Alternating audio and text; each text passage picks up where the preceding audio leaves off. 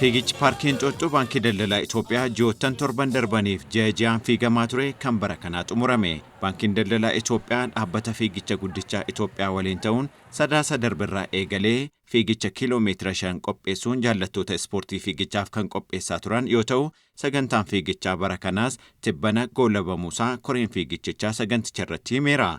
Kaayyoon sagantaa fiigicha kiiloomeetira 5 hawaasa ispoortii amaleeffachiisuun fayyummaasaa akka eeggatu gochuu akkasumas hojjettoota Baankii Daldalaa Itoophiyaa fi hawaasa bakka ispoortiitti walitti fiduun walitti dhufeenya jabeessuudha jedhame. Ispoortii fiigichaa ji'aan fiigamu ji'oota 7 fiigame irrattis jaallattoota ispoortii fiigichaa 5,000 caalan hirmaachuu isaanii himame. Namoota fiigichicha irratti hirmaataa turaniifis waraqaan ragaa sa'aatii itti fiigicha isaanii xumuran ofirraa qabu kennameeraa fi kunis itti fufiinsaan akka hirmaataniif humna ta'uun cinatti yeroon sa'aatii fooyyessan akka hubataniif akka isaan gargaarudha. Sagantaan fiigichaa kiiloomeetira 5 kunis boqonnaa rooba gannaa booda fulbaana bara 2018 akka deebi'ee jalqabu saganticha irratti himameera.